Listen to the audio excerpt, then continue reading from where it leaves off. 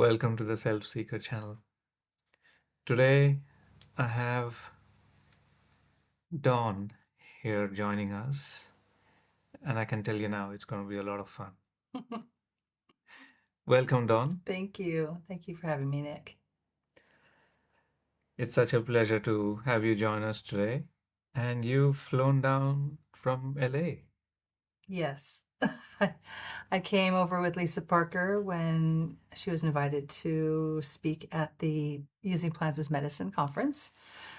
And it was absolutely amazing. I think the conference was so beautiful. I've said this so many times. It's so beautifully curated, and I learned so much. I felt like my head was expanding every single day. I could barely go to sleep at night. It was so exciting. So when I found out she was going to speak at this conference, I said, "You want an assistant? I'll come along." And she's like, "If you're crazy enough to come along, get on the plane." So we came. I've always wanted to come here, but the plane ride always intimidated me. I thought, there's no way. I don't know if I can do it, but it ended up being great. It was not a problem at all. Had you flown before? The longest flight I ever did was, I think, an 11-hour flight to Europe. And after that, I just thought, I just don't know if I'll ever make it to Australia or New Zealand. But the way this flight was broken up, it was just actually perfect. So it wasn't as bad as I had made it in my head. I see. Good to know. So, what was the first thought that ran through your mind when Lisa told you about the conference? Well, the first thought, as her friend and as someone who has done body work and with psychedelic plant medicines with her before, was, I am so excited for you. I'm so happy that you're going someplace new. You're going to meet a bunch of new people. This is really great. And I was excited for everybody here that was going to get to hear her, because I'm her, one of her biggest fans, and she's helped me with the use of trilome and plant medicines, helped me just clear stuff out of my body that I did not even know was being held in there, from childhood. So I'm a huge proponent, and I was just thrilled to death for everybody involved. So, you've had a few trilome sessions then? Yeah, I was trying to think. If I had to add them all up, I would say I've probably had about 10 Wow. over the course of years. Okay. Yeah. How much of a difference do you think it made to your life? Complete difference. Um, it's a combination of feeling lighter. I think I even lost 10 pounds after a certain, like I'd gotten to a certain point where so much had gotten cleared out that I felt lighter, and then I became lighter. It was, the weight I was carrying, extra weight I was carrying around, was probably some sort of insulation, protection, extra layer of fat, which a lot of us do, that are hiding maybe, or not realizing it. So I felt lighter. I became happier. My quality of life, I just said my quality of life improved so much, because I just got in touch with, it's so hard to explain, because our language is so limited. So it's really hard to find the correct words. But there was a sense of getting in touch with where I had been holding grief. Grief was a big thing in our family. I lost my brother and my sister growing up. So watching the grief of my parents and everybody in the family, I think I ended up kind of going, I'll take that. I'll stick it right here. And I'll take yours and I'll stick it right here. And I'll take my aunt's and stick it right here. And I think I had this belief as a child that I was the strong one, and I could handle it. So I think I took on other people's grief that really had nothing to do with my grief, and that really needed to get released. So kind of getting in touch with things like that I had been carrying around in my body for so long, since I was little, and being able to move through it, but not in the way that you do when it's like you're I would cry, but I would also be connected. Like I could identify the feeling, like the emotion that went with my tears. I can't do that in a normal. I mean, I might be talking to someone across a dinner and just start crying, and I'm like, I don't know why. It's just something you said, and I'm sorry. And I can't always attach to what it is that why I'm crying, or what is it? Is it sadness? Is it empathy? What's going on? But when I'm in a trilome session with Lisa, I can feel like that is grief, and I'm 5 years old. Boom, I'm right there. But the medicine has a way of holding you, and it's this virtual feeling of being held. And the part of you that's being held is the part of you that is afraid, like the ego, the part of you that's really afraid to go, like, I don't want to go there. That's too dark. I don't open that door. But that part of you is being held while the rest of this is all kind of getting worked out in your body and your psyche. And it's like a safe place for these feelings to kind of come out. And to watch, I always say to watch me from the outside must look like I'm absolutely in horrendous pain and suffering, because I'm crying, either I'm crying so hard or I'm purging maybe, but it never feels like that when you're in it. You're going through it, but you feel so safe and removed in a way, but not in a dissociated way. So it's sort of a new level of reality that I don't really have words for. Maybe as psychedelics become more part of the vernacular within amongst psychiatrists and psychologists, as they're now discovering how well it works with talk therapy in combination. There's so many studies being done now. I think those people will start coining words for these levels of experience. Thank you for sharing that.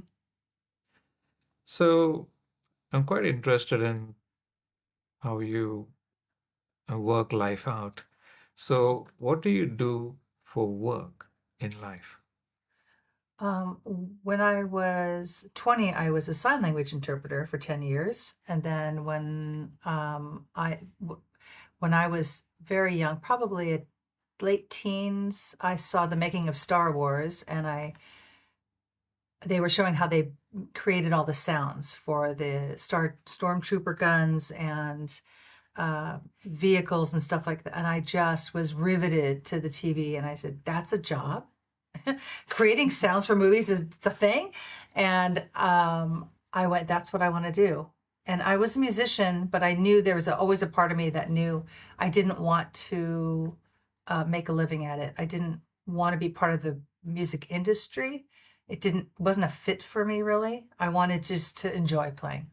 So I had to find something that I was willing to work really hard at and get really good at.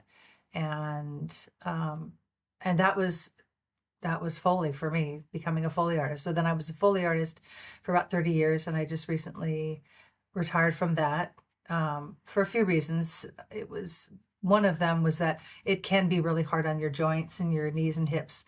And after a while, my joints started making so much crackling noise, it was really hard for the mixer to even get a good sound without, because we record at very low levels. And sometimes we do very subtle things. And if your bones are always cracking, it's really hard for them to get a nice clean signal. So I was doing fine until I started doing video games, and video games are a whole nother animal in terms of workload. So it really put a lot of stress on my joints, and it was time for me just to kind of move on. So now I play a lot of music just for fun, and I produce podcasts that I love listening to, and I get to take trips like this. Very interesting. So for those of us who don't know the word, how do you describe Foley work? Well, Foley was named after a guy named Jack Foley. People always ask, why is it called Foley?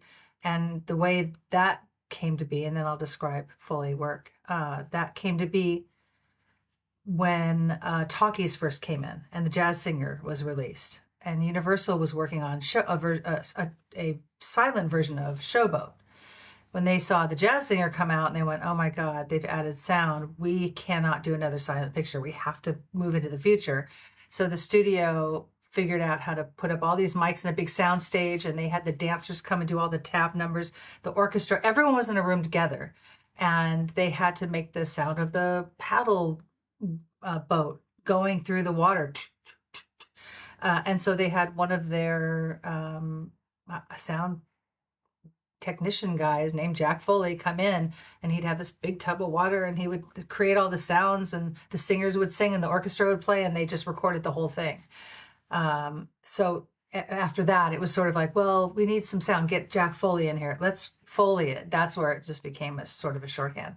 So Foley is the performance of sound to picture in real time. So whereas a sound effects editor might look at a scene and a Porsche's coming by and screeches to a halt, and they open the door and they slam it, and the guy lights a cigarette, right? So a sound effects editor will go to their database, pull in all their Porsches, skid to a stop, and they'll mix it all coming in from far, skidding by camera, and then they're sitting at a computer and they're making this all work, and they're crossfading it. Whereas at the same time they're working on the movie, we're working on the same movie on the Foley stage, which looks like a big sound stage, which looks like someone's garage or a yard sale. It's just full of what looks like junk. We'd say it's organized chaos, but where you have just wood chairs and kitchen stuff and everything that a person in a film could potentially touch, fall over, move, or anything that makes a sound. So we're watching the movie on a big screen, and we're performing live to picture. And we work in tandem with sound effects editors. And some people will say, well, where's the line? Where do sound effects end and Foley begins? And I always say it overlaps all the time. We're constantly doing the same sounds, but we're getting different results because we're doing it live the way we see it being done, and the sound effects editor is doing it the way they feel it should be done. And then often they'll be layered on top of each other. It'll be a one or the other. And sometimes it doesn't. The director will decide at the last minute as they're mixing the movie which one they like better. So, does it help to have musical training to work as a Foley artist, or does it not?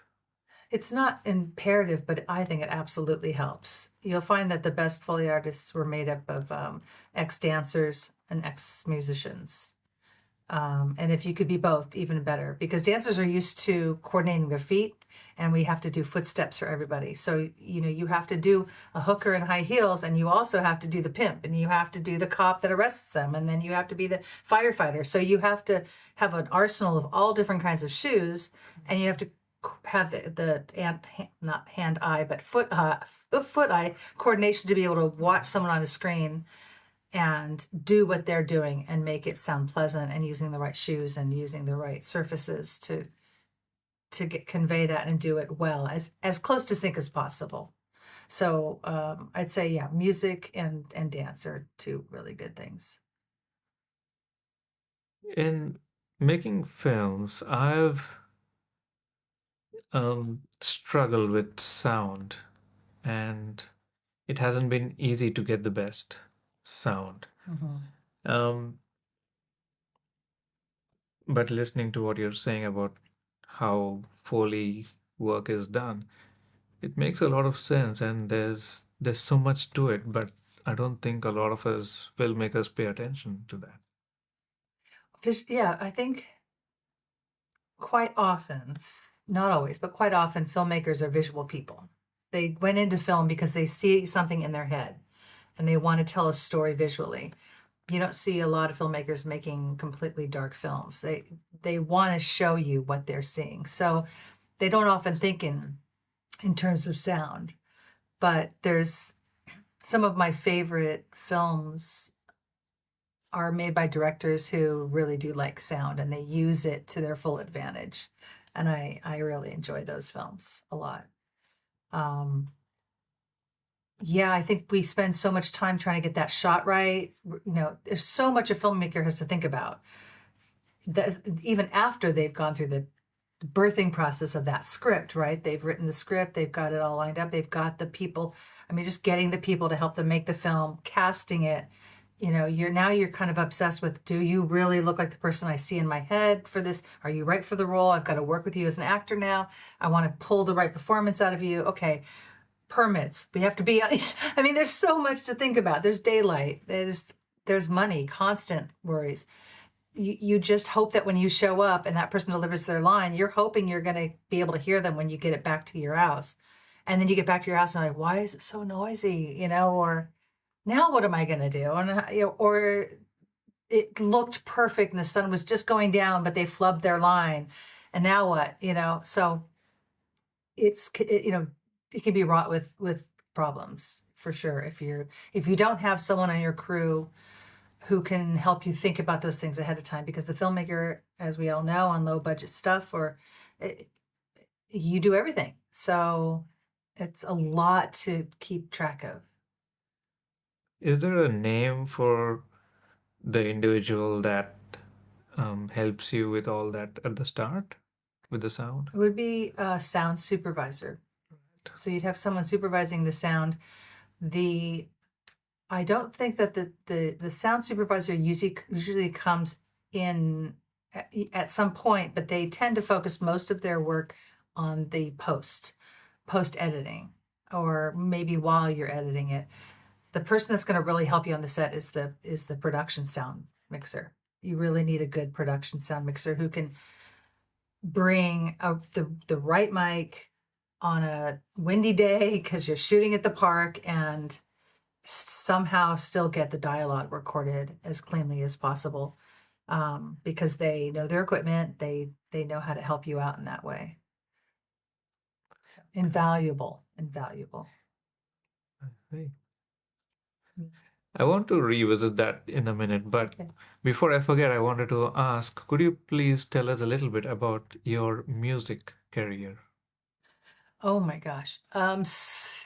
So yeah, I started playing piano at 5. I picked up the guitar at 10, started writing songs by the time I was 11, and that was really what I enjoyed doing. I really enjoyed writing. I've always sang, something that always came naturally. So I've always been in choirs and in rock bands. And at one time, when I was obviously not in a relationship and I did not have a child, and I was in my early 30s, I was in 6 bands at one time. So I was playing every night of the week, and I really enjoyed that a lot. It scratched all of my musical itches because I could play all these different genres of music. But one band that I did pretty well with was a band called Lava Diva, out of Los Angeles, and the bands that we ran around with were like Rage Against the Machine. They were like our big brothers. Some of them were our roommates for a time. My guitar teacher was Tom Morello, and they went off and did quite well quite early, which took my guitar teacher away from me, which is a real drag. But we got to open for them a few times, and Tool, and then as the harder bands were kind of moving on and becoming big, a new genre of bands were coming up and out of Los Angeles, like Weezer and Beck, and the more kind of tongue-in-cheek but really good pop music. And it was really great. We got to play with all those bands and be on all those bills, and it was a really fun time. Yeah. I see. So, how many musical instruments can you play? I can play just about I can play guitar and drums and a bass, and it's most of the brass instruments and a few woodwinds. I don't play bowed instruments. I do have a cello, so my dream is to learn the cello at some point. And I play the piano. So I see. Wow, it's incredibly impressive. So, did the Foley work come later in life? well, I did start playing the piano at 5, so music's always been in my life. I don't ever really remember not being able to read music or play music or sing. So Foley came later in life when I thought, what am I going to do? I wasn't a great student in school. I suffer from pretty severe ADHD. So it was really hard for me it's hard for me to focus on things I don't find interesting. I can focus all day on something I find interesting and forget to eat and hyper focus. But if it's school, I wasn't really that interested in. I didn't get it. I didn't see the importance of grades. It just never reached me. So I was kind of one of those, like, what am I going to, and I think my parents even sat me down and said, what are you going to do with yourself? Like, what are you going to do with your life? And I was like, wow, I better figure this out. So then I, I was a waitress for a year after high school, and I went, this is not a good job for someone for ADHD with ADHD. I can never remember anything. So I was not a great waitress. And I just didn't have patience for people who are not kind at all. So that didn't go well. But that's when I really went, okay, it's been a year since high school. And I think my parents went, okay, you've got to figure something out. And I went to I knew I wasn't college material. I didn't have grades for college. I had no interest in grades and higher education. So at the time, so I went to an occupational center, and I literally walked in and saw a brochure to become a sign language interpreter. It was 2 semesters, 6 hours a day, 5 days a week. And I was like, that seems really interesting. That seems like fun. And I went up to the lady and I said, how much is this course? And she said, it's $8 a semester. And I literally reached in my pocket and I had exactly $8. Wow. And I put it down. I said, sign me up. And I had a 10-year career after that. And I got to do so many fun things and go on trips and learn new skills and learn new languages and learn a lot about science and math and crazy subjects that I would interpret for. So I had a really fulfilling 10 years. And then I ended up getting tendonitis because I was overusing my hands, probably taking on too much work, and just to make money instead of like chilling a little bit. So I kind of had to get out of that. But it really forced me into finally committing to Foley. And I had to work for free for 7 years. I worked for free, bringing coffee, building shelving. Once I was sitting on the floor trying to and I'm not mechanically minded at all. I'm trying to put some shelving together, and all I want to do is be on the Foley stage doing Foley, but they're in there working, and I'm out here building, making coffee and building shelving and doing grunt work. And Harrison Ford walks out of his ADR session. He goes, oh yeah, he goes, that's shelving. He goes, I put that together. That is not fun. I'm like, you want to get down here and help me then? I could use a hand. And then I learned years later that he was a handyman and a carpenter, so he probably could build just about anything. Yeah. But he did not get on the ground at home. I think he laughed at me and left. But he was very sweet. And so that was once I kind of made, and then in the interim, as I was working for doing Foley stuff for free, I was also trying to hold down a job where I worked in special ed. I worked with adults with developmental disabilities and would help them in the home setting, like teaching them life skills and things like that. ADHD is a new word for me. So what are the symptoms of someone who has ADHD? To be really thorough, I should probably direct you to like a YouTube video, but in general, I'm not a professional, but for me, it's a lack of ability to focus and having to do other things to focus myself. And sometimes it could be looking at something or, a tactile fidgeting or something like that. All of my report cards would say, tends to daydream, tends to daydream, tends to daydream. I mean, I could just look through all of elementary school. And I think that was just because I had a vivid imagination, and I just wanted to be creating somewhere. I didn't want to be sitting in a classroom. So it's a lack of focus, and it's there's I can't remember the name of it now, but I will forward it to you. One that I actually send out to people who know me, and I say, this woman explains it better than I could. She is a young woman who explains, this is what it's like inside my head. And she's just great. And I'll find it. But I explain to people, it's like because I'm musical, I have radio stations going on in my head all the time. They're either ideas that are coming, ideas I've worked on, ideas I am working on, a song I heard on the radio, something someone was singing. And that music's always going somewhere in the background. So imagine trying to listen and learn a subject when you've got ideas coming faster than you can, and you can't process them. And people go, oh gosh, it's great to have so much creativity. Well, yeah, but we live in a time-space continuum where I can't even write down things faster than they come in and through my head. And I'm supposed to be doing other things like working or holding down a job. So yes, it's kind of just in general a lack of ability to focus. Thank you. You explained it really well to me. Thank you. It may come as a surprise, but to me, all of that seems very normal. There's nothing crazy about it. Yeah. Yeah, I But think we creative types often have a lot going on at one time in our brains. yeah. So I actually have some questions from our audiences. Okay. Yeah. So someone has asked, how did you get into Foley work? Was it a particular gig that got you in to the door? Well, by some bizarre coincidence, because there's only about 60 Foley artists in all of the United States, and most of us know each other or know of each other. So it's not a job that many people have. But for some reason, a friend I went to high school with went into Foley, not even meaning to. She wanted to be a picture editor, but got offered a job at a sound facility. And then one day the Foley artist didn't show up. They're like, get in there. We're going to show you how to do this. She ended up being good at it, and she never stopped working. And then it bizarrely happened to want to go into that field. And so she let me shadow her for years. And that's kind of who I was working under when I was bringing coffee and building shelving and stuff. But I finally realized I wasn't going to break into an established sound facility that was doing really big pictures. I needed to go to a much smaller facility where I could work my way up from like Venezuelan soap operas was literally what I had started learning on. So I finally got my foot in the door.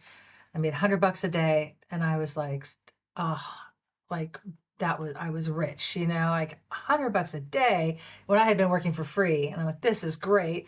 And I got trained, and I had a lot of fun. I met some good friends who I'm still friends with now. And then that led to bigger, more TV shows. And then from then on, my friend who I was apprenticing with years before said, hey, I'm looking for a partner. You want to come do a movie with me and see if this is compatible? And she ended up offering me a job, and we worked together for almost 30 years together. Probably 28 years we worked together.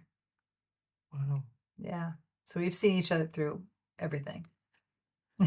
Incredible. Yeah.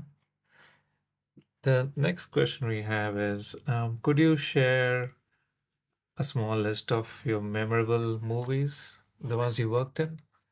Let's see. I've worked on most of the Transformer movies, not all of them, but most of the later Transformer movies.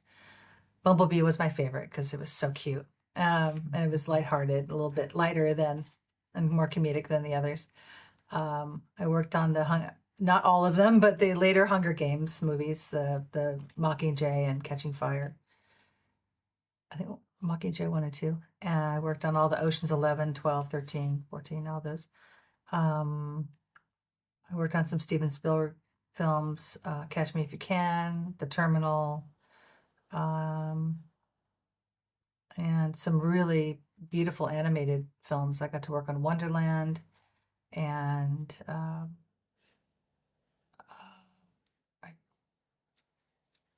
can't remember the name of some of the other ones I'm thinking of, but yeah, those are kind of some of my favorites.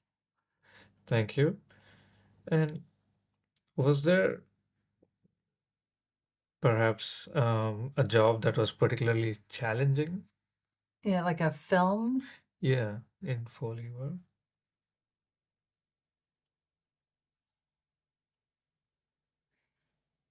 There's always a challenge for some reason. Sometimes it's the client you're working for can be really difficult.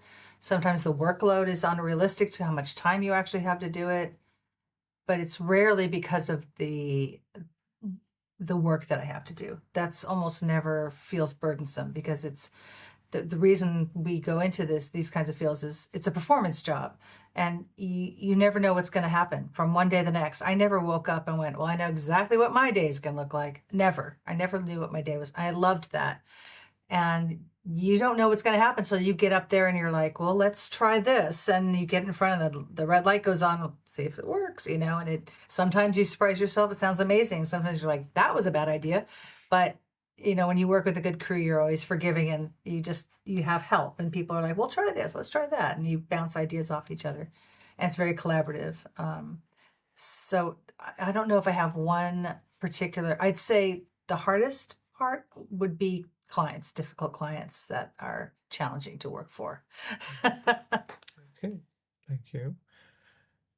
Have you created musical compositions? Mm-hmm. Yes. Well, I write, I'm a songwriter. And then when I started producing podcasts, I was asked to compose opening themes and things like that. So I started composing more instrumental compositions there. Yeah, I enjoy it. Why is this kind of work so niche? You said there are only 60 artists.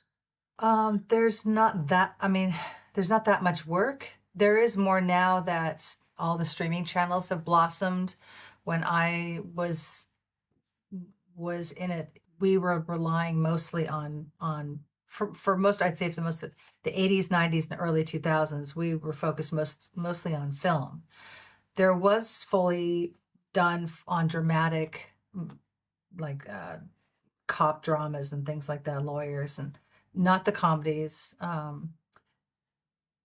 sitcoms. They didn't really use Foley, but most of our bread and butter was feature films. And then when the streaming started to come in and the theatrical movies became less and less, then it brought in a whole new flood of work. So there's a lot of more work now, and there are more Foley artists that are in need now that have come. But for a long time, there just wasn't any job. So if you had a job, you wanted to hang on to it. You didn't want to lose it, and you weren't going to train anybody because you didn't want anybody taking your job. It was a very coveted, small field. So usually if you're lucky enough, you would land an in-house position where you're working at a studio, and then you be fed work through that studio, ideally.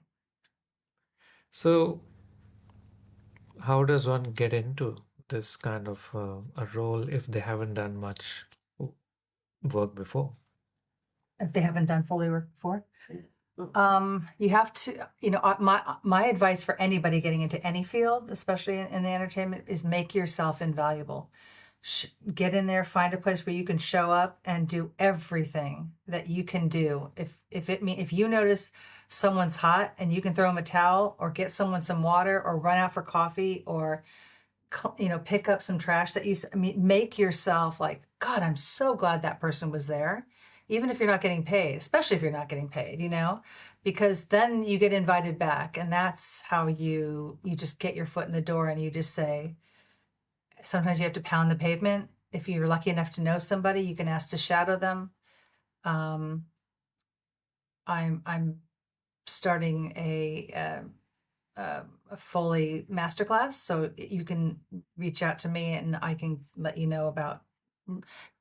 Because as I leave the field, I want to leave something behind, because I believe there are ways that keep it.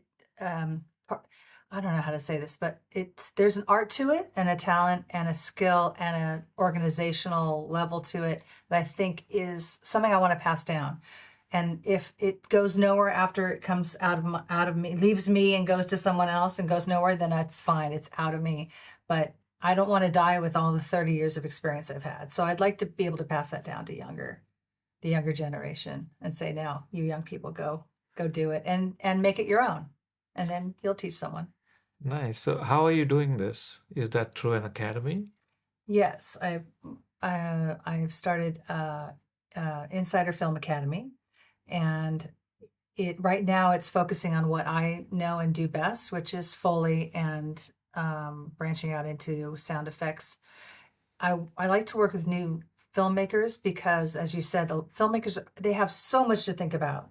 And if I can take this part off their plate by giving them some knowledge and some skills that I know they don't have any money. So how can we do this? How can we make your film elevate to a new level without you having to learn a whole new skill set and without having to break the bank? That's what I'd like to see, because a lot of it, just like filmmaking and any other part of it, is resourcefulness, right?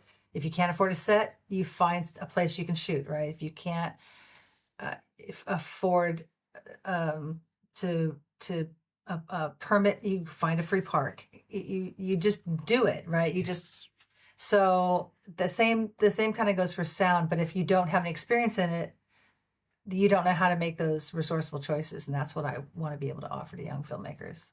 That's really exciting for me. That sounds incredible. So, are you doing that only in the US? Well, I'm in Australia now, so I get to say that I am doing my first Australian seminar. We're shooting this as of April 2024. So for whenever you're watching this, April 13th, which for us is this coming Saturday, I'll be doing a 1-hour seminar at down on the Gold Coast at Surfers Paradise at Susie Q's. Just as an introductory, like it's $15 at the door, and it's cash only, and it's just to kind of introduce people to be able to come and talk about how filmmakers should start thinking about sound even when they're just writing their script. Like, you can be thinking about sound at all of these different stages.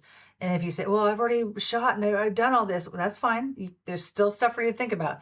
Well, I'm just writing my script. I'm not there yet. Nope. There's stuff to think about now too. So all along the way, there's stuff to think about in terms of elevating the sound of your film and planning for it, or making fixes, or adding additives that can just take it to another level. So I'll be talking about that. And then on April 20th, I'll be doing a 4-hour deep dive into sound for film and gaming. And people can bring their questions and their projects and say, I'm stuck on this, or what do I do about this, or what do you suggest? And we can, and everybody can learn from everybody's questions, and I'll also be doing a presentation too. So I believe you won a few awards. So could you tell us a little bit about that?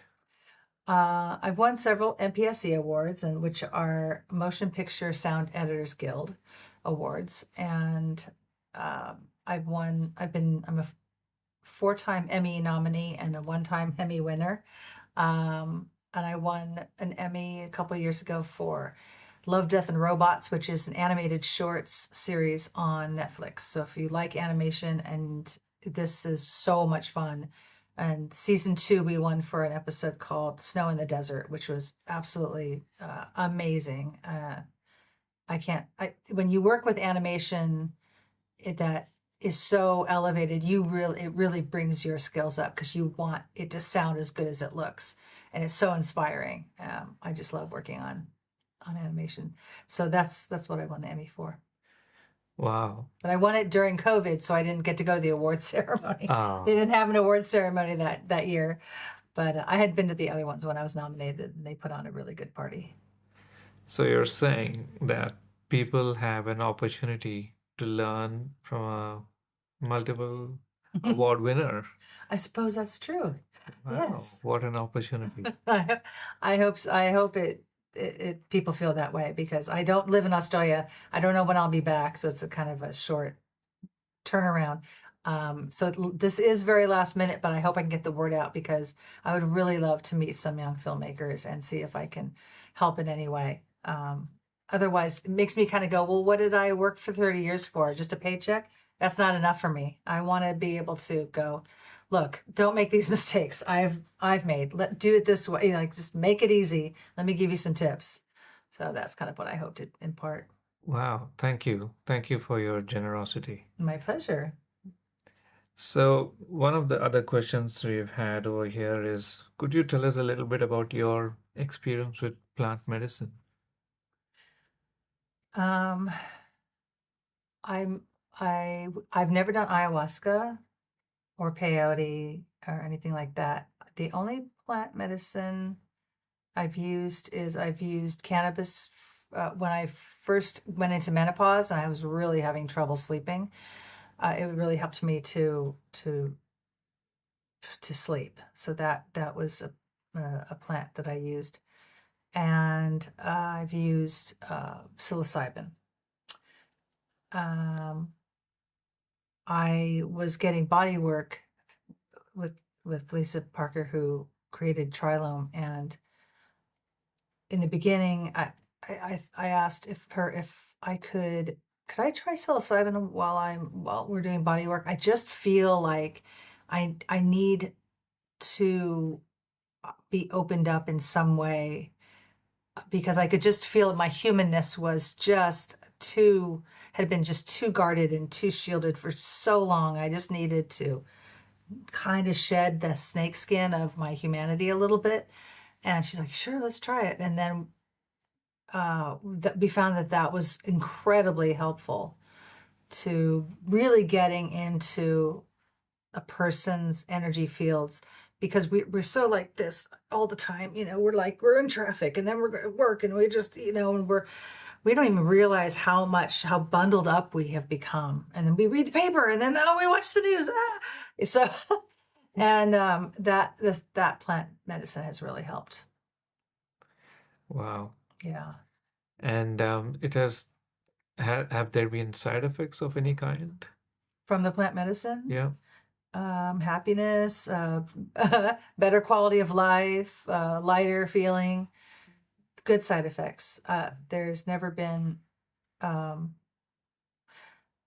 was in a process where I had been working with Lisa a little bit more often because I had been going through a separation and really working through a lot of the baggage that got me to where I was and got me into an unhappy place in my relationship and why I left and what that meant for my connection to my childhood and all this deep stuff. And it was really going well. And I had reconciled with my wife and we were just getting back together. And there was a lot of trust issues we were still working through, but things were going well. And we were at home and it was late at night. And I said, excuse me a second, I have to go purge. And I knew that it was the work I had been doing with Lisa. So as far as a side effect, that was one side effect that did happen, not within the plant medicine setting. I knew right away what it was. And it was so nice to be able to identify that, because I was violently purging and some stuff came up, but not a lot of stuff came up. It was really more of an energetic, just having to heave. And I was making these loud noises and I had dislodged the toilet. I was holding on so hard and scared the living daylights out of my poor wife, who's a nurse and has seen a lot. So to scare a nurse is not an easy thing to do. And she said to me, should I be calling 911? And I said, call Lisa. Get Lisa on the phone. And I'm like, I don't know how to tell you this, but I know it's energetic. There's nothing wrong with me. It's not food poisoning. It's not the flu. I don't know how to tell you this. And once you've purged energetically from plant medicine, it's almost a welcome feeling. It seems really scary from the outside, but it's not like when you're seasick or you have food poisoning. That is not a fun throwing up. This is not fun either, but you feel like you're doing something. You feel like I'm letting go. And I'll tell you, everything changed. That was the last time I purged, and I knew I was done with something. Like after that, I went, whatever comes after this, I'm done with that. That part of the energetic letting go I had to do is gone. It's over now. And I can't explain how I know it. It's just a knowing. So, what can trilome help with? In what ways or what conditions? Gosh, I've seen trilome help. For me, it's helped with some depression, like cyclical depression that I think my father also suffered from. Anxiety, I've seen it really help with anxiety, because anxiety usually comes from a belief system that I'm not safe somewhere and I have to be on guard. So I'm always, there's always an anxious or from a trauma that has happened that has caused that belief. So it helps you get into that root cause and look at it from a distant perspective and realize it doesn't have to have power over me anymore. I'm not that, and that's not me. I can see it. It's over there now, and I'm going to let you go. And so I've seen it really help with anxiety a lot. I've seen it help with addiction. And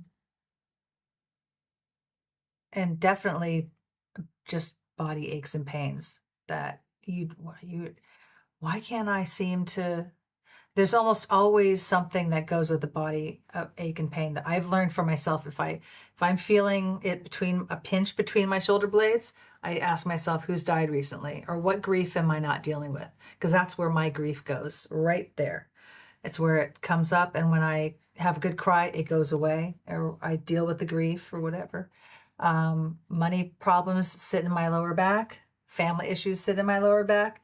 I would have this chronic hip pain, and I thought it was from my job because I was on my feet all the time.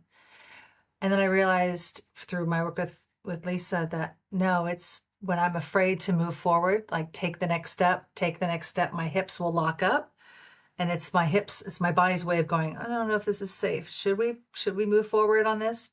And so getting in there with the plant medicine and learning, like I learned through Trilome, how to identify what's going on with my body, it makes me realize, one, I'm not powerless to aches and pains. There's almost always a reason. It's coming from something. And if I can get in touch with that, it may be just that I was at the gym and I pulled a muscle. But you start really learning the difference between, like, I know where that came from. I lifted weight that was too heavy. I need to now ice it. That's one feeling. And then it's the, I think I just really miss, this person who just passed. And I'm just grieving. I think I just need to write about it and learning how to let go of those aches and pains. So, for instance, is grief stored in different parts of the body for different people? Well, I've heard of some pretty common places, like money issues are almost always a lower back thing, and families a lower back thing. For me, grief is between the shoulder blades. And I wouldn't say that I'm an expert. There's probably a lot of literature on it, and we could look it up and definitely see the answer to that. I know that grief, I'm forgetting where it is. For my wife, grief is held in a very, I think she holds her grief in her neck. And so it's a different place for her. But when she has a good cry and gets in touch with that grief, pain's gone like that. It's amazing. I had grief one time that was so debilitating that it was getting worse and worse and worse to the point where I was becoming paralyzed. I got out of bed and I fell to my knees and I couldn't get myself up. And I knew that I hadn't done anything. I'm like, where is this back seizure coming from? My back just seized up. And then I got in touch with my grief. I cried like I'd never cried in my life. And when I was done crying, I was just even too tired to cry anymore. I stood up, absolutely no pain. I mean, if you'd seen me right before I'd cried, you'd say, somebody call an ambulance. Like, I couldn't have moved, but no doctor could have helped me. It wasn't a physiological problem. It was an emotional issue. Did you know that you had to cry? I did, yes. Yeah, I think I just couldn't get there. I wasn't getting there on my own. I wasn't ready. So your body aided you to cry. Well, I didn't cry because my body hurt. My body hurt, which scared me because I'm like, oh my God. I knew in my head, mentally, I know there's nothing wrong with me, and I know this is just grief and it's getting worse, but I don't know what to do about it. And it really wasn't until a friend had helped me by showing me a photograph. Like, I brought this photo I wanted to show you, and that just released everything. And that was really what I needed, was just permission to cry and someone to hold space for me, It always feels good after a cry. Mm-hmm. Yeah. It's important because what I think what the body has an intelligence, and what it says is if the body believes that, or we have a belief that our psyche can't handle something, the body will say, that's fine. Someday you will, but for now I'm going to put it right here. Then I'm going to put it here, and I'm going to hold it right here for you. And you can come back and clear it out some other day, but the psyche has to work. We cannot let the psyche break. You can be sore, you can be in pain, you can be hunched over, you'll still be able to feed yourself and live. But if your psyche breaks, your body's not going to let that happen. It's going to hold on to it. That's just I have absolutely no, scientific evidence. It's just my personal, how it feels inside to me, is the body will hold on to it for you. I think what you've experienced is incredibly important to you, and it is important for people around you to know. Mm-hmm. When friends will come to me with really mystery pains, I'll say, "What's happened lately? Anything going on?" And they'll be like, "Well, I can't pay my mortgage." And like, see, are you feeling it in your lower back? You know, or there's almost always something they can go, "This came out of nowhere." Okay, what's going on? You know, what's going on in your life? So, if we can ask ourselves that, it might help us clear up some of these. You know, it helps us clear up the emotional baggage, and it helps us clear up our body pain too. But Trilome is something that I try to make at the very least an annual trip, or twice a year I try to do it, because for me it's just, you know, you go back into the stresses of life. There's always going to be times you're a little bit low on money, or a lot low on money, and you're wondering how you're going to get the money to pay this bill, or how you're going to pay that person back, or you're injured and you can't work, or you're in a tumultuous relationship with your family member. There's always something to pull us back into the earthly aches and pains and growing pains, right? And for me, just doing that once a year or twice a year is maintenance, and it's also trying to kind of keep the vessel clean. Like, let's make sure we're not going back to old patterns. And the longer I've done it, the less I actually need to do it. I don't really need to do it. I just kind of choose to do it. But when I got to that point where I had that last purge, I knew that was a very important side effect that I was left with. Like, okay, here's the last one. And I was done with that. I could never, I don't ever feel like I need to go back, but I choose to, just for kind of maintenance. Maybe it's a security blanket thing. I don't know. Do you feel it resets anything within you? It does. It feels like my body feels younger than when I arrived. Like, it does feel like a reset, because what makes us feel old is gravity pulling on us, and gravity pulling on us, and then the weight of the world on this shoulder, and the weight of my children on this shoulder, and then my mom is aging, and that's, and before you know it, you're weighed down. If we don't consciously nurture ourselves, take space, get into nature, have quiet time, eat well, if we don't take care of ourselves, the weight of the world will just weigh us down and make us hunched over and give us aches and pains, right? So I think it's really important to stay on top of those kinds of, because when I leave a Trilome session, I usually feel like, if I get on a scale right now, I'm 10 pounds lighter. Like something's actually been, like a mass or a density has been removed from my body. So was that a noticeable change straight after your session? The drop in weight, or was it over a period of time? I think I almost always feel that way right after. I do feel lighter, like something has been lifted. And I feel like I got better at the Trilome sessions as they went on, because I was able to, at first I would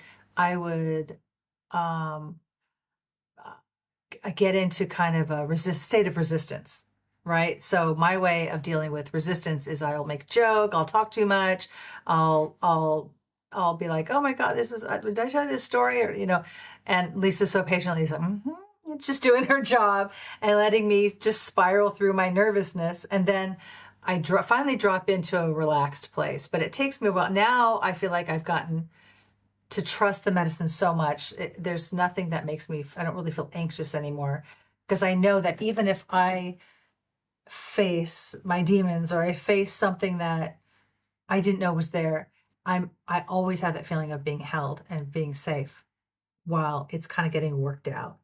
And the rest of me that is so afraid of whatever that might be is it's okay. I got you. You know, someone's got me. I don't know who it is, but something's got me, and it's a safe way to work through that stuff. Wow.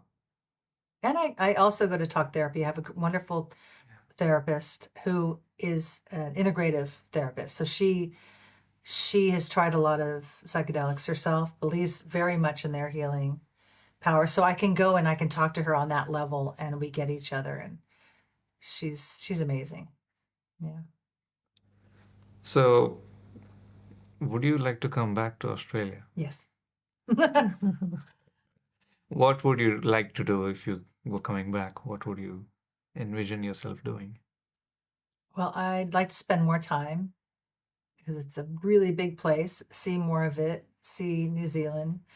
And I would like to definitely meet more filmmakers and have more seminars and just see if I have something that I can offer, because I hear the Gold Coast is the place to be. So, and there's a lot of great films being made, and there's a lot of young, wonderful filmmakers coming up. And if there's anything I can do to make their lives easier, I would love that. Love to do that. Yeah. Thank you. It's been an honor spending this time with you and getting to know you and the work you do. And I'm very excited for everyone who has a chance to learn from you at the upcoming seminars and workshops. Thank you, Nick. So Thank you thank you for your time Thank today. you for everything. Thank you.